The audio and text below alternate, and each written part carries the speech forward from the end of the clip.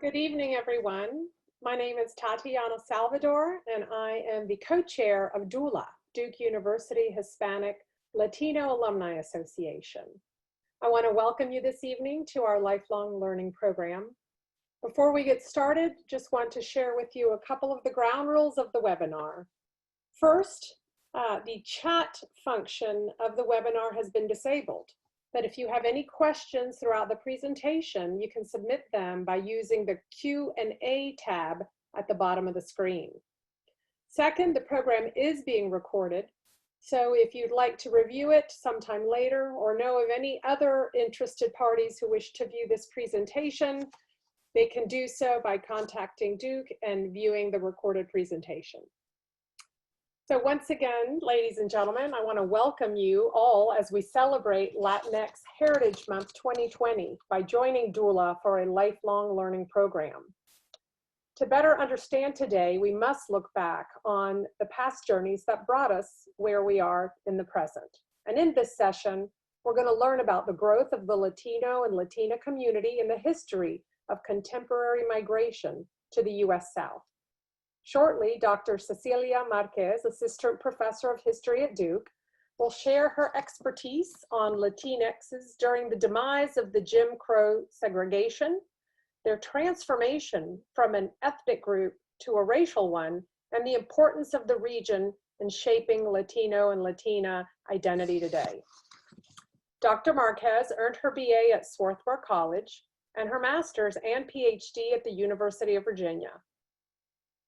Her first book project, The Strange Career of Juan Crow, Latinx Racial Formations in the U.S. South, 1940 to 2010, examines the history of Latinos in the post-World War II South.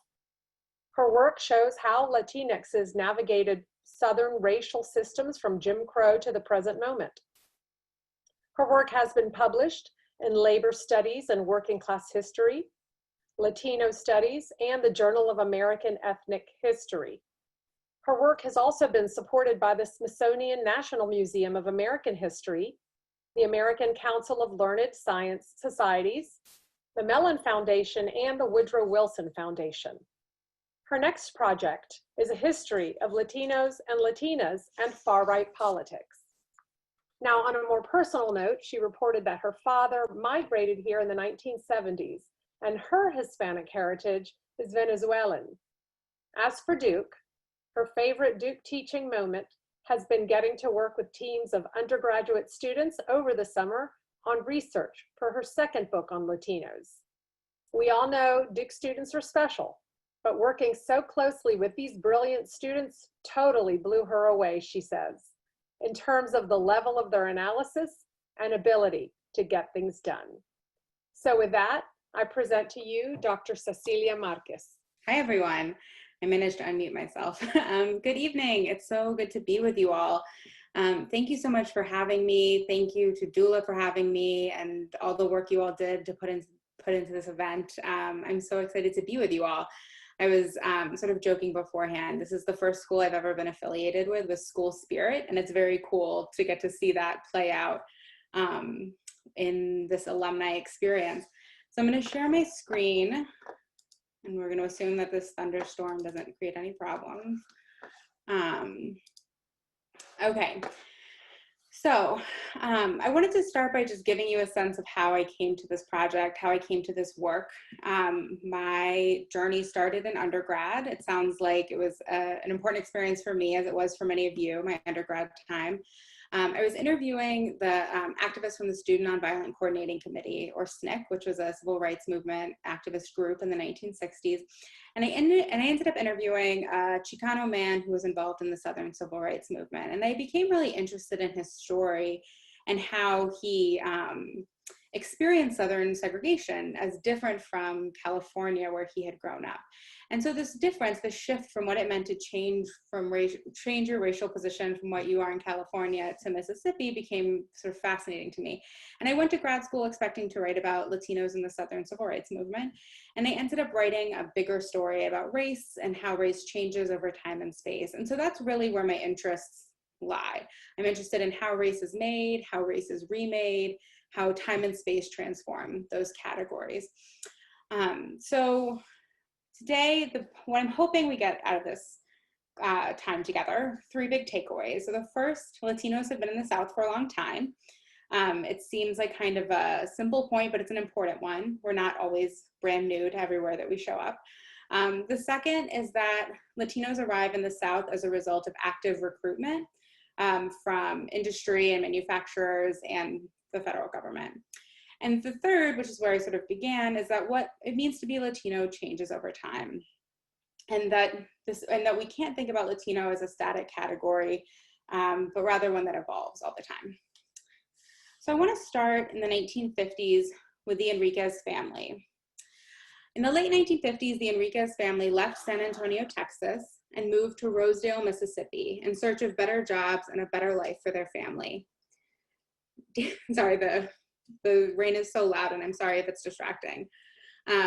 Daniel Enriquez, the family patriarch, was a trained electrician, but couldn't find any work in Texas, a fact that he attributed to being Mexican. He was hopeful that the Mississippi Delta would have more promising prospects. He was right. He quickly found steady and better paying work in Rosedale, Mississippi. However, upon his arrival, experienced in racial segregation in Texas, as we see with a sign here, the Enriquez family initially used colored entrances in Mississippi. This was, after all, the heart of Dixie during the height of Jim Crow. Describing their first encounter, Mary Enriquez said, quote, "Coming from Texas, we were used to not mingling. You knew where you belonged and you didn't cross the line," end quote. However, in Mississippi, when the Enriquezes attempted to use colored entrances, they were ushered to white entrances by Black and white patrons alike. So a couple things that are important to pull from that story. The first, it's not surprising that the Enriquez family would use a colored entrance at the time. For much of the second half of the 20th century, Latinos in the Southwest, the West, and parts of the Northeast were battling school segregation, housing discrimination, and racist policing. In the late 1950s, going to Mississippi, you probably didn't assume you were going to find anything more welcoming. However, the Enriquez family did find a new kind of racial acceptance in the Mississippi Delta. While today we may not think of Mississippi as a place that you go to escape racism, that's exactly what happened at the time for the Enriquez family. 60 years later, life would look very different for those Mexicans and Mexican Americans and Latinos migrating to the Deep South. In August 2019, federal immigration agents raided 7 chicken processing plants, detaining nearly 700 workers across central Mississippi. Lieutenant Governor at the time and now Governor Tate Reeves praised the agents for their work. Quote, "Glad to see that ICE is working hard to enforce our immigration laws. 680 aliens detained in Mississippi today. We must enforce our laws for the safety of all Americans." Well done. So the same Mississippi where the Enriquez family initially arrived was also becoming home to one of the most draconian anti-immigrant laws in the nation. Along with Georgia, Alabama, Mississippi, it passed some of the harshest legislation and strove to make life as challenging as possible for undocumented immigrants. Targeting all facets of daily life, these laws made it impossible for students to attend schools, made it impossible for people to access health care. It sort of criminalized all aspects of daily life. So why the change, right? Why is it the Enriquez family is using white Jim Crow accommodations at a time when they are using colored accommodations in Texas, in Mississippi, and when they come to Mississippi, they're using white? Why then would 60 years later, Latinos be targeted by some of the harshest anti-immigration laws in the same state? And that's part of what I'm trying to understand, how race changes over time and why this shift happens. So why talk about the South? And where am I talking about? These are the states that you see with a 90% growth or more. That's really the South that I'm talking about. I'm happy to talk about why Texas and Florida don't end up in there. Most of it has to do with the fact that there's much longer Latino histories in places like Texas and Florida. So I'm interested in moments of encounter and how communities adjust to Latino communities. That sign that we saw on the previous slide, that comes out of Dallas, Texas. So there's already a Jim Crow segregation system that includes Mexicans in places like Texas. So it's a fairly different racial formation. So I'm mostly covering the South, the states covered here in yellow, although not South Dakota. So these are the states that have seen 90% growth or more between 2000 and 2010. For those who have spent time in North Carolina recently, I don't think that there's any question about why we need to study Latinos in the South. According to the Carolina Population Center at UNC, the Latino population grew from just over 75,000 in 1990 to 800,000 by 2010. In 2018, the estimated Latino population in North Carolina was just over 1 million. And North Carolina is not alone. So Alabama, South Carolina, Virginia, Georgia have all seen similar high rates of Latino growth over this period. And so a lot of the kind of focus on this recent migration has been about the newness of it. The new Latino South, the Nuevo South, as coined by some. And what my work is doing is trying to really think about what happened before the 1990s and in the early 2000s. And we'll get there. I'll talk about that too, because that's an important part of the time shift that's going to happen. But what happens before that that's important? So thinking about the early history, I just want to spend a moment thinking about what happened before the 1980s and 1990s today, because it'll set up what's going to happen in terms of that shift in race. And we can use Duke as one way to understand this early history. So on the left, we have an image here of Rodolfo Rivera, and this is an image pulled from a recent graduate, Elizabeth Barahona, who is at Northwestern getting her PhD in history, and she did a master's thesis, or not a master, her undergraduate honors thesis on the history of Latinos at Duke. So she's written that, and it's available online, and it's a great history for those who are interested. So she has an image here of Rodolfo Rivera, one of the early Latino students on campus, and juxtaposed next to that, I have an image pulled from Frank Garitti's work about Afro-Cubans who attended Tuskegee University in Alabama. Both of these are happening at the sort of early 20th century time period.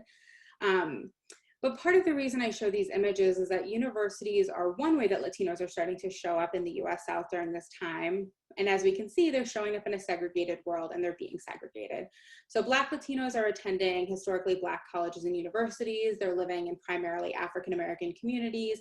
And non-Black Latinos are attending segregated universities that are historically white, like Duke University. So these are some of the early images.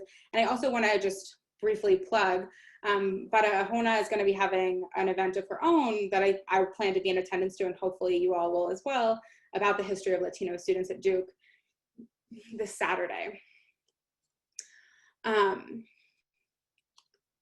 So another group, so we start to see this early formation of Latinos attending universities. Duke is not alone. I find examples of Latinos attending schools as early as 1900 at places like the University of Alabama and Birmingham, University of Georgia, places like that. It's pretty common after the Spanish-American War.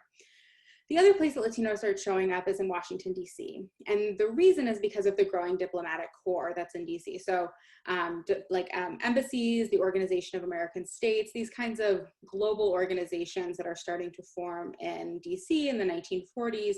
Latin Americans and Latinos are starting to show up to do that. And I just want to share one story from this time period, because I think it really captures a central truth about how race was functioning for Latinos during this time. So 1947, Carla Galarza, photographed here, the daughter of Ernesto Galarza, who is a famous farm labor organizer in California. Her family moves to Washington, D.C., and she is 22 at the time, and she decides she wants to become a dressmaker. And she goes to the Margaret Murray Washington Vocational School, which is an all-Black school at the time, and starts taking dressmaking classes. She's about a month into her classes when the superintendent of, at the time called Negro Schools, intervened and said that she could no longer take classes there. He said that she was not eligible to take classes because she was, quote, not a Negro. So this is the entire chapter in my book, so I'm condensing a pretty complicated story. But she basically gets kicked out of this Black vocational school. And the case makes headlines, as you can see here, and people have different takes on what her race is. You can see even in one, white girl to fight ruling, planned suit of Mexican, they're kind of like trying to figure out what her racial position is. The case makes some headlines in part because of the oddity of the story, this kind of like reverse integration story that doesn't really fit with the way that we think about race at the time. But eventually the school board confirms that she cannot attend. They fight the case, but the school board rules. And their logic is not actually that she's white. They're not saying she's white and therefore she should attend white schools. What they're saying is that she's not Black and therefore she should be in white schools. And the key takeaway for this story, and it connects with the Enriquez story, is that she is not Black, and that's the kind of racial category that she fits in at the time. And that is really what's going to categorize or characterize Latinos prior to the 1970s and 1980s. They may not be fully white, but so long as they're not Black, they can benefit from whiteness. So what about Afro-Latinos, you might be asking, or Black Latinos? In the Southeast, Black Latinos experienced discrimination faced by African-American Southerners. For example, Manny Diaz, an Afro-Puerto Rican soldier who was stationed in Biloxi, Mississippi, was classified as white by the military, and he therefore served in an all-white unit. But when he was on furlough in Biloxi, Diaz and a group of friends went to a bar and the bartender refused to serve him in the white section. Others, like Bob De Leon, remember touching down with his fellow soldiers in Columbus, Georgia. He's also an Afro-Puerto Rican from New York City, and he accidentally used the white bathroom. He said, quote, "And I'm taking a leak there. There is this huge, huge man who just stands there, a state trooper who looks at me." And I said, "You see something you like?" And he goes like this and reaches for his gun. Thank God one of the petty officers who were just chaperoning came in and said, "Let's go." Another time he recalls accidentally drinking from a white water fountain, and that a cop came over, and luckily he was in uniform, he recalls. The cop basically interfered and again threatens him with a gun. He says, "They kind of look and point to you to where you're supposed to be drinking. They don't say anything and they just look." He said, "You're not from around here, are you, boy?" So I went and drank from the colored water. So I come back and I said, "You know, it tastes the same." So this is his interaction with a cop. And De Leon has several of these stories where he accidentally uses white water fountains, white facilities. And so there's a question about how much of an accident it is at some point and at what point it's actually a form of protest. But these are two Black Latino men who are coming from New York City and are encountering Jim Crow for the first time. And unlike Carla Galarza, they are decidedly Black and therefore experiencing Jim Crow. Both Diaz and De Leon had very different encounters with Jim Crow than the Enriquez family, the Galarza family, and other non-Black Latinos. Indeed, comparing their two stories suggests that Latinos, rather than complicating Jim Crow, fit quite easily into its anti-Black logic. So just to return to our first takeaway point, Latinos have been here for a long time. And this is just a little bit of the work I've done, and I'm happy to talk more about this earlier period because I'm about to fast forward to the 1980s when things start to get a little more exciting in terms of race shifting. And there's others that trace the history of Latinos back much further, and I'm happy to talk more about that in the Q&A. So things start to change in the 1980s and the 1990s. My argument is basically that this kind of not Black Latino racial formation is what characterizes the experience up until the 1980s. So what changes during that time? Basically, Latinos start showing up in large numbers. So why, and then because between 1990 and 2000, Latino population grows over 308% in 6 southern states. It continues to outpace traditional settlement states by nearly twofold. So why show up in the South? Why the Southeast? And why the 1980s and 1990s? And now you all are also subject to what my students have to face, which is that I'm not very good at PowerPoints, and so they look like this most of the time. So there's 3 things that really come together in the 1980s and 1990s that set the stage for large-scale Latinx migration to the Southeast. The first is URCA and Operation Gatekeeper. So URCA is a piece of legislation, the Immigration Reform and Control Act, signed by Ronald Reagan in 1986. It does a bunch of things, but some of the important things for our time today: it provides amnesty to undocumented people living in the United States at the time, but it also diverts huge amounts of money to immigration enforcement to prevent future undocumented immigration. So the basic argument is like, if you're here, fine, you can stay, but we're gonna make it impossible for future people to come, right? So they're really militarizing the border, ramping that up. And then in 1993 and 1994, US immigration officials implement Operation Blockade in Texas and Operation Gatekeeper in California. So they target two of the most frequent sites of unauthorized crossing, and the goal was basically to deter unauthorized immigration rather than try and find undocumented migrants once they're in the country.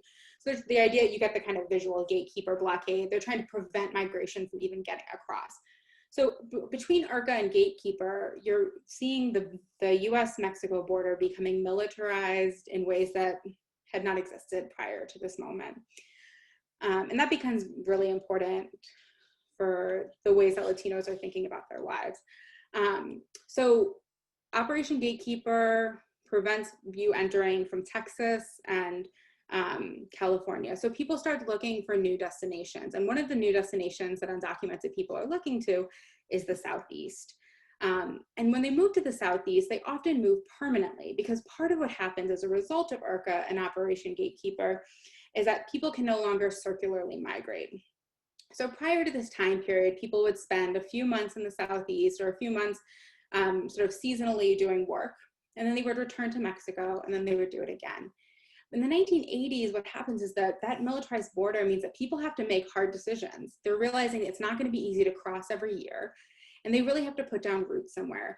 And so a lot of people decide to stay in the United States and to move specifically to the Southeast. So all of a sudden, we see a lot of people who weren't traditionally living permanently in the region moving permanently and bringing their families along with them, because they realize they're not going to be able to go back and forth across this now this much more protected border. So they settle down in the United States and they bring their families with them. So in addition, what's happening in the 1990s, you're having large numbers of Latino families settling, and that includes a lot of women and children. So that means Latinos start showing up in schools, Latinos start showing up in parks, and Latinos start showing up like in Walmart. And that is a kind of a shift for the South, where they're like, okay, so these are people who are now a part of our everyday social life in a way that perhaps previously in the 70s they weren't. So that's what happens in the 1980s, 1990s with legislation. And at the exact same time that this legislation is making people want to settle down in a specific place, the Southeast's economy is booming.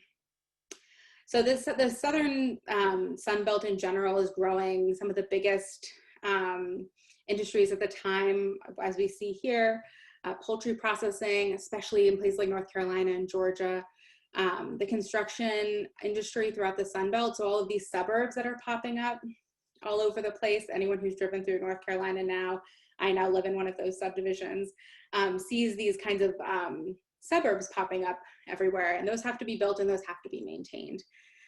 Carpet and furniture manufacturing, fisheries, all of the industry in the Southeast at this time is growing at a time that the rest of the country is actually shrinking. And so they have more jobs than they have people. And so what happens is that we see industries at this time start recruiting very actively for Latino labor. So there's a lot of different strategies that companies used. Anthropologist Angela Stuess found that as early as 1977, the Mississippi-based poultry company BC Rogers began to recruit Mexicans from Texas, Mexican and Mexican Americans. They also started a program called the Hispanic Project that ran from 1994 to 1998 that sought to recruit Latinos from Miami. So they did, I mean, you can see the kind of logic. They're like, where do Latinos live? Texas and Florida. Let's go find them. That was the kind of logic behind this Hispanic Project. In Charlotte, North Carolina, they started having truckloads of Mexican men being brought by Texas subcontractors. I mean, they were really sending buses out and coming back with busloads of people to try and fill these jobs, basically. The poultry industry especially was growing much faster than the local population could keep up with. Companies also created incentive programs. So Latino workers would receive a bonus for every new worker that they recruited, and an additional bonus if the recruited worker stayed on beyond a certain time frame. So people started obviously inviting their families. There's work here, come work here. As late as 2002, Gold Kist, which is an Alabama poultry manufacturer, had installed actual billboards in Mexico that read, mucho trabajo in Russellville, Alabama. There's plenty of work in Russellville, Alabama. And they bought radio ads in Mexico to entice new workers.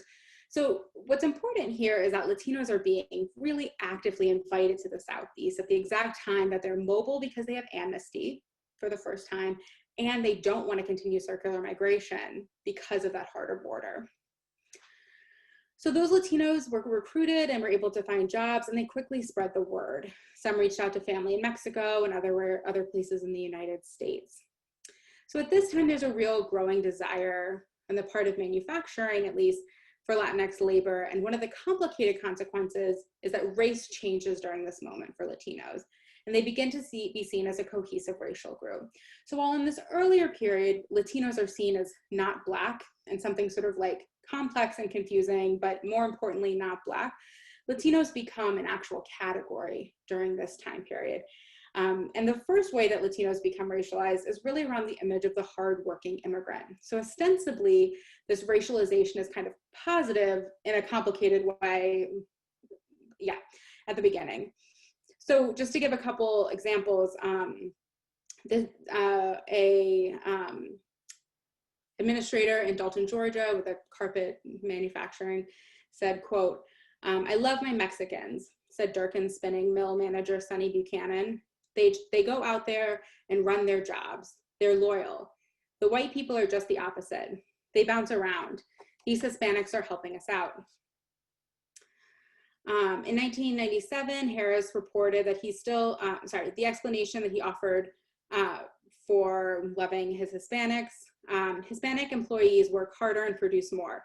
They're just fantastic workers. They don't call in sick, he went on, and when they come, they really work. Hispanic workers, he noted, work twice as hard as Americans for the same wages. Latinos were praised as the lifeblood of the community and a godsend for many struggling industries. And this is important to remember because it doesn't stay this way forever.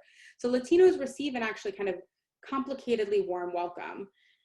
In Dalton, Georgia, the Chamber of Commerce president said, quote, "Thank goodness that when we needed to fill these jobs, we had people to come in to keep the carpet investment here." In general, he continued, these are people with strong family values, red, white, and blue values. So there's a kind of complicated welcome. And of course, we need to think about what that actually means to say Latinos are hard workers and in what ways that's normalizing hyperproduction of Latinos, because they might just be more productive because they're really precarious and therefore have to keep these jobs because the stakes are so much higher.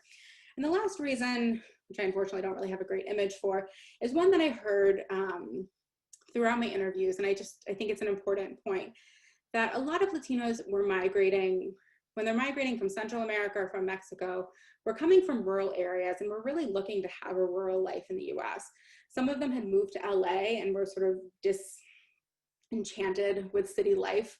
As someone who just moved from New York City, I can relate in some ways to the challenges of wanting to find a calmer life somewhere else. There was a goal really to find a place where they could raise a family in a calm environment that reminded them in some ways of where they had grown up.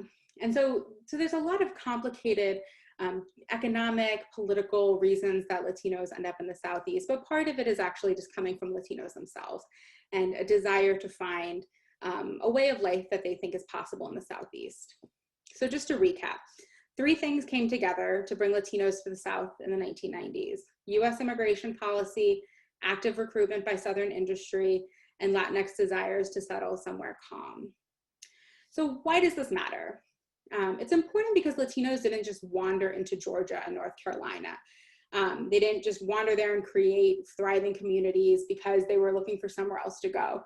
They were actively recruited by local industries and had their migration facilitated by federal policy. So if you think back to takeaway number 2, Latinos showed up because of labor recruitment, and their labor saved dwindling Southern industry, and in the process revitalized several economic hubs in the Southeast, and I think we can count the Triangle among them.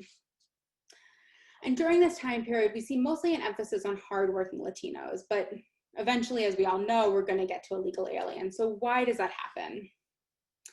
So 2 things change after 2000 that would really reshape the world for Latinos in the South. The first is 9/11. So when we think of 9/11, we rightly think of this as a time of increased anti-Muslim sentiment, of increased anti-Arab sentiment, and that is true. And the reality is that it also created a massive security system that would eventually become weaponized against undocumented immigrants. So 287G programs, and for those who don't know, they're initially created in 1996, the idea is that it's a collaboration between local and federal officials to be able to communicate and collaborate around immigration cases. So 287G programs are not really very popular until 9/11. So 9/11 happens, and then all of a sudden we start to see states and municipalities line up to participate in these collaborations. So you get federal funds, and then your local officials would become deputized to be able to take on the same kinds of activities as an immigration agent. So for example, the first 287G agreement was signed by Florida in 2002. A year later, Alabama joins. And 7 years later, in 2009, 67 state and local agencies in 23 states were participating in the program. There we go, sorry. Southern elected officials often weaponize the memory of 9/11 as a way to justify this ever-expanding security state. In an interview about her support of 287G, Sue Myrick, a North Carolina representative, said, "Everybody keeps forgetting 9/11. The bottom line, we have no idea who's in our country. We have no idea who comes across the borders, both North and South." Despite there being no evidence of anyone involved in the 9/11 attack or any subsequent terror attacks entering through Mexico, Myrick framed what was a debate about illegal immigration as one about national security. So 9/11 matters because it results in increasing anti-immigrant sentiment through patriotic nativism and the kinds of policing of who is and isn't an American. And it ramped up participation in 287G programs, which are ostensibly about creating better interagency cooperation between federal and local police forces. But what it actually was it deputized local law enforcement officials to act as immigration agents, which meant that being pulled over for a traffic stop because your light is out or a noise violation, those things all of a sudden become deportable offenses. And so being Latino in the South all of a sudden becomes much more dangerous. So the Great Recession is the next important turning point. If 9/11 signaled the beginning of a shift away from Latinos as hardworking immigrants and people with red, white, and blue values, the Great Recession was a pivotal shift in how Latinos were racialized in the US South. So as we all know, in December of 2007, the US experienced what would become known as the Great Recession as a result of the housing bubble bursting, tight labor markets, and economic downturn. As a historian, I will tell you, rarely bode well for immigrants in the United States. Rising nativism, restriction of public services, and escalated deportation efforts have characterized earlier periods of decline. So here I have an image from a 1931 Mexican newspaper. So just to give you a sense, the time before the Great Recession, that was the worst American downturn, was the Great Depression. And during that period, there was a massive repatriation campaign. So Mexicans and Mexican Americans were removed by force or by choice from the United States. And by the end of the repatriation campaign, between 500,000 and 1 million people were repatriated or sent back to Mexico. And a lot of them were actually US citizens. It's a very dark part of our history, but we certainly hear echoes of it in what would happen right after the Great Recession. So during the time in 1931, a lot of language used by officials, there was emphasis on preserving jobs for real Americans and preserving precious welfare resources for real Americans. And after the 2008 recession, we start to hear those echoes again. So starting in 2010, there's a wave of anti-immigrant legislation that copies Arizona's SB 1070 bill, which is most famously known as the Show Me Your Papers law. Basically, the logic was that police officers were authorized to stop anyone who appeared to be illegal and ask them to see their immigration papers. So it also became a crime to not carry your immigration papers at the time, and many rightly noted that this seemed like racial profiling, and it's therefore been challenged, and parts of it have been struck down. So Southern legislator, and SB 1070 was in Arizona, and Southern legislators copied this law and made it harsher. Representative of some of this legislation was the Beeson-Hammond, Alabama Taxpayer and Citizen Protection Act, or HB 56, which was signed into law by Governor Bentley on June 9, 2011. Similarly, it allowed police officers to detain anyone who had reasonable suspicion that they were in the country unlawfully. It prohibited undocumented migrants from receiving medical benefits. It prevented them from attending state universities or publicly owned colleges. It required K through 12 schools to check the immigration status of the students attending. Though it goes on and on. It wasn't the first time that Alabama had attempted anti-immigration legislation, but it was by far the worst and most powerful pieces of legislation.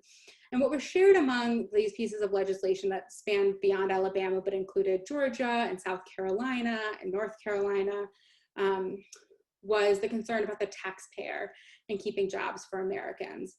So South Carolina Governor Nikki Haley, in her announcement of her version of the new legislation, said, quote, "What we're saying in this state is that we can no longer afford to support people that don't come here the right way. And now we are going to do something about it." Nathan Deal, the then governor of Georgia, said, "States must act to defend their taxpayers." So for decades, so just to kind of think about this history that we're hearing right now and then what we learned in the 1990s, you can kind of hear the complicated contradiction. On the one hand, you had 2 decades ago, Latinos being very actively recruited by sort of desperate industry. And then 20 years later, finding themselves being cast as illegals draining state and city coffers, right? That they had all of a sudden become the enemy in this story, really. And I think it's important to sort of see those stories together to understand the contradictions that are present in this shift. So for decades, industries in the South had created elaborate recruitment schemes to bring mostly undocumented Latinos to the region. And now state and local authorities were attempting to expel the very people who had rejuvenated their local economies. As Antonio, who came to North Carolina from Mexico in 2006, said, quote, "People that have been here longer than I used to say that back in the 1990s, when someone saw Hispanic, the first reaction was curiosity. The treatment was different. Hispanic now has a negative connotation. Hispanic is illegal, unauthorized, poor, nothing to offer society, criminal or gangster." Data on hate crimes confirms Antonio's observations. Between 2003 and 2006, the number of hate crimes against Latinos and anti-immigrant hate groups in the region continued to grow. So this is really the context that we're kind of living in today. This is where we're at in this current moment. And what I want to just quickly retrace for you is what we did. So we talked about this kind of not Blackness that Latinos are in the 1940s, but really just before the 1970s. Then we talked about the creation of the hardworking immigrant as it relates to labor recruitment and the important role that Latinos had to play in the Southeastern economy. And then in a time of economic retraction and increased nativism as a result of 9/11, Latinos all of a sudden become illegal. And they become illegals and they become targets of different kinds of political campaigns as a way to score points. And they become this kind of reviled group. And so part of what we've seen here then, to get back to the third takeaway, is that race changes over time for Latinos, and race certainly changes over time for everyone, but in this group in particular, we can see how Latinos lost certain privileges of whiteness over this time period. So where are we today?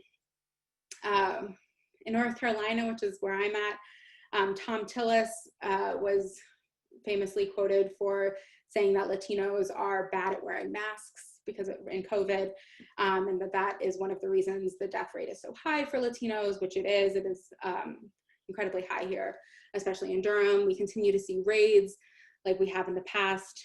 And there's some really hopeful signs of Black and Latinx organizing, and also signs that anti-Blackness within the Latino community will undercut some of those potentialities.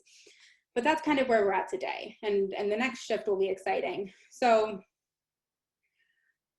now I'm going to turn just for the last second to talk about you all as the alum. So one of the programs that we're working on here at Duke in the history department is I'm going to be working with a group of students next semester to help write the history of Latinos at Duke. And that's you all, right? And so I'm working with Joanne Mune in Spanish and Amy McDonald in the University Archives on an exhibit that will be in the Chapel Family Gallery.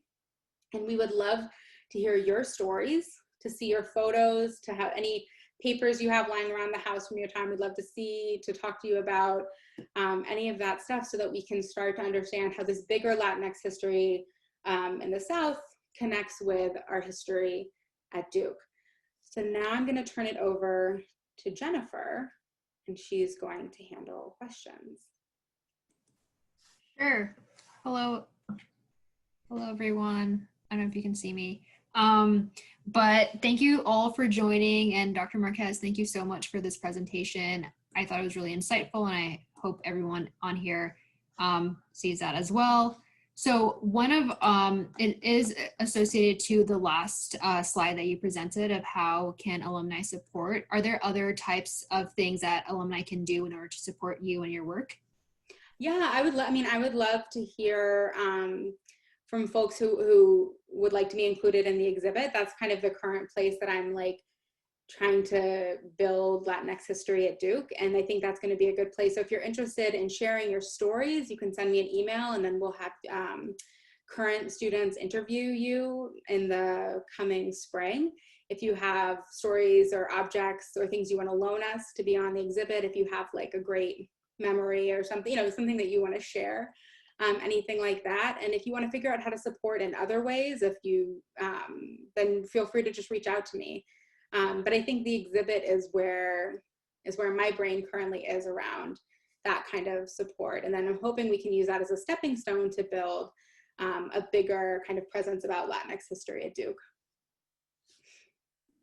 Awesome, that's great. Thanks for sharing. One of the first questions that we had from the audience was, in terms of class, who were the folks moving to the US in the 1980s? That's a great question.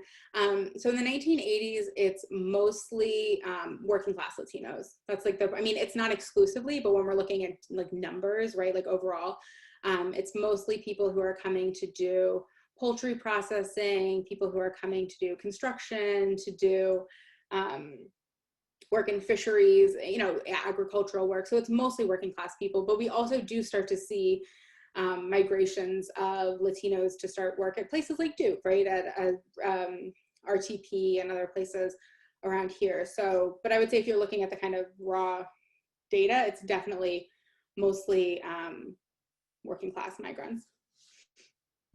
Got it.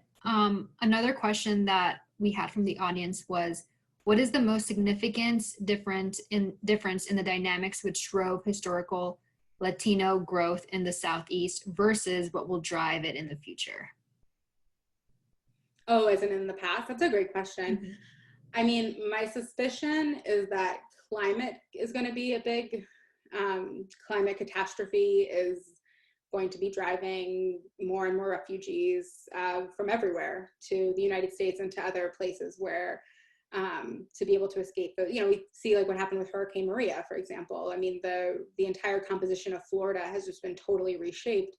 Well, not totally, but has been very reshaped as a result of Puerto Rican migration to Florida. But I suspect that climate catastrophe is going to be the leading engine of migration in the coming decades. Yeah, global warming is definitely something that will affect us all. And also at a greater rate, right? Undocumented immigrants or people of color as well. But related to your presentation, do you think that Latinos will no longer be coming into the Southeast with the same frequency as they have and settle in greater numbers somewhere else in the United States? That's a good question. I mean, the rates have definitely slowed. They're still high. I mean, it's also true that like, that migration in general has slowed to the United States. That it's basically sort of evened out, and there's just not as many specifically Latino migrants coming to the United States at this time. I think the Southeast is still expanding pretty rapidly. I mean, I think it's still growing. There's still a lot of room to grow. I also think a lot of the industries in the Southeast are continuing to expand. It's also true we're starting to see a really interesting trend that's also a little concerning of insourcing. So corporations that had previously left to go to places like China or Southeast Asia, are like, especially like textile work, are now coming back to places like South Carolina and Alabama because the environmental regulations are so low and the labor regulations are so poor that it's as affordable to be producing here as in Vietnam. And so I suspect that Latinos will fill some of those roles as well as other types of refugee populations. Cool. Another question, based on historical trends, do you see the definition of Latinx and or Latinx identity shifting again? If so, what direction do you think this would go in? Totally. I mean, this is the question. This is the question of the day, isn't it? I mean, it's a question that I grapple with in my intro to Latino history class, and I think all of our students are grappling with. And I think within the Latino community, we're really seeing a fracturing in a lot of ways around race and around,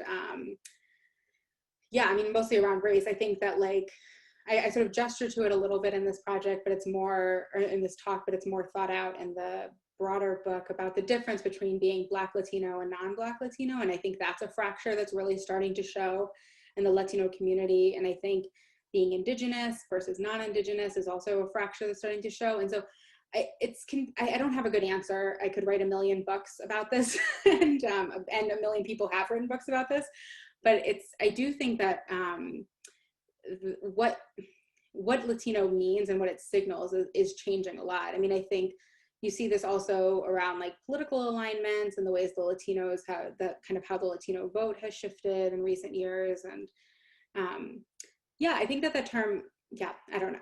I would love to talk to you for 1 million hours about it, because I think it's a question that I think that race is going to be the kind of central determinant. So it's like, are you experiencing the world as someone who is racialized as Latino, or is this like an ethnic category for you? What does it mean for you to move through the world? Because we all, look very different. It's a complicated racial category. And so we experience the world pretty differently. Yeah, no, that's a very difficult question to answer, but I think with your presentation, we have a little bit more of a clarity. It's a great question though. It's really like I appreciate it. It's getting like right at the heart, I think, of a lot of what those of us who study Latinos are trying to figure out, which is, where is this category headed? And I get to be a historian and I get to just tell you where it's been, and then you can ask, maybe the political scientists will tell you where we're headed. Yeah, no, thank you for that. Thanks everyone for asking a lot of questions. Another question, going a little bit more to the current state. So with COVID-19 expecting to spur automation, ultimately digitalizing service jobs such as agriculture, how do you imagine that impacting Latinos in the South? Oh, such a good question. I think that, first of all, I think there's always going to be a need for low wage labor. I think that's, I think that there may not be as much, and we might see a kind of contraction of Latinx migration if that does become the trend. But I think that like the service sector is continuing to expand in the Southeast, especially as like these suburbs continue to grow. They have to be built, they have to be serviced, they have to be maintained. Like there's a sort of a expanding service sector, I think, that will continue to pick up some of that labor. Because I would say even now, like agriculture is sort of starting to wane, and it's really more about food processing is a lot of what Latinos are doing. So like meat packing, poultry processing, hog production, like that's a lot of what the work is now. And so I think, if they figure out how to automate that, I think that's going to be that'll be an interesting shift. And also, another current state with the elections coming up as well. Can you talk about Latinx voters in the US election in the South over time as well? Oh, yeah. Hope we're all gonna maybe like finish talking about Latinos and then go watch the debate or something. Yeah, so we don't have a lot of data yet about how Latino voters in the South particularly operate because it is such a newish population. I can say more about Latinos more broadly, but Latinos in the South, especially because it is a more undocumented population than perhaps in other places. Like if we talk about Florida, for example, that's a place that has a lot of Cubans and Puerto Ricans, people who have citizenship as a function of their arrival. Whereas we're looking at more Central American and Mexican American migration, or Central American and Mexican migration. I do think Latinos are part of the reason that we see places like North Carolina and Georgia being purple for the first time. And certainly we're contributing to that. It is also true though that, and this gets back to this point about what is Latino going to mean, Latinos are a very complicated voting bloc. And at any given moment, about 25% of Latinos are going to vote Republican. And so this idea that it would be an inherently progressive force is not totally proven yet. It's not a sort of reliable Democratic voting bloc in the same way that other groups might be. So I do think Latinos are contributing to the kind of like purpling of certain states. And we saw a lot of that, not just in the South, but across the country. Like there was a ton of like young Latino excitement about Bernie, for example. Like they were a big fuel behind his campaign, and I saw some of that on campus. So I think there's definitely an increased involvement, but I don't have a great sense of the particularities of the South, but I can't imagine that Georgia and North Carolina being contested states doesn't have something to do with us being here. Yeah. Another question, this will be one of the last two questions that I ask. What are some of the historical examples of solidarity between Latinx and Black communities and other communities of color that can be the foundation for opportunities for solidarity moving forward? Yeah, it's a good question. So Jennifer Jones, who's a sociologist, she writes about Mississippi, and Mississippi is an interesting place because it's one of the few Southern states that does not successfully get anti-immigrant legislation passed. They try so hard. They try like a million times to get one of their own kind of SB 1070s out, and they aren't able to. And the reason, and she writes about this particular movement, the reason they're not able to is that the Black and Latino community in Mississippi, specifically the historical civil rights movement community and the kinds of descendants of that, people who see themselves in the lineage of that work, really aligned themselves with Latinx communities to protest this bill, or these bills, I should say. The other place that I think is really exciting is Freedom University, which is out in Georgia at the university, well, it's sort of connected to the University of Georgia, which was formed right after Georgia banned undocumented, or said that undocumented students couldn't get in-state tuition at public colleges and universities. And they created Freedom University in the style of a civil rights movement freedom school. And many of the local civil rights leaders have been really involved in the creation and maintenance of that. And so it's a school that is entirely free and is for undocumented students. And it's a really interesting, I think, an inspiring way of sort of like riffing off of the history of civil rights movement in the South.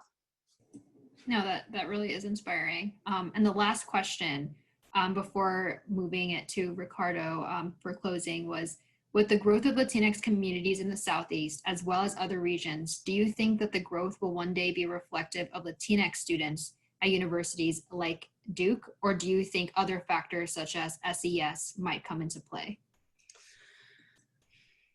I think we're starting to see it at Duke. I think we're starting to see it. I mean, it's interesting, like I teach intro to Latino history, or history of Latinos in the US is what we're calling it. And many of my Latino students in that class are like from North Carolina, right? They're the locals. And I think that that's a shift that we're starting to see. I think we see it at UNC Chapel Hill as another place that the composition of in-state students is increasingly Latino.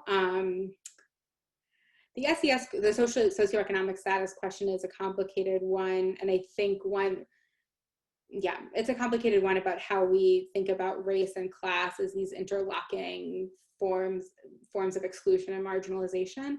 I think it would be good to try and figure out how we can make sure that we are recruiting, how do I say this?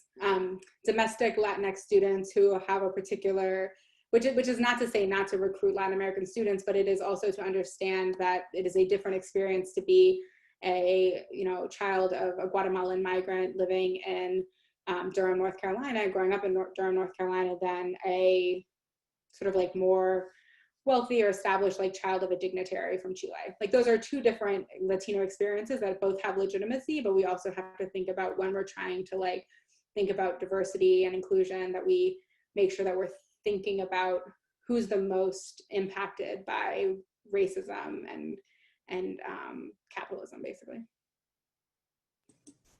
Great. Well, Dr. Marquez, thank you so much for answering all of these questions. And Ricardo, I'll pass it on to you for closing.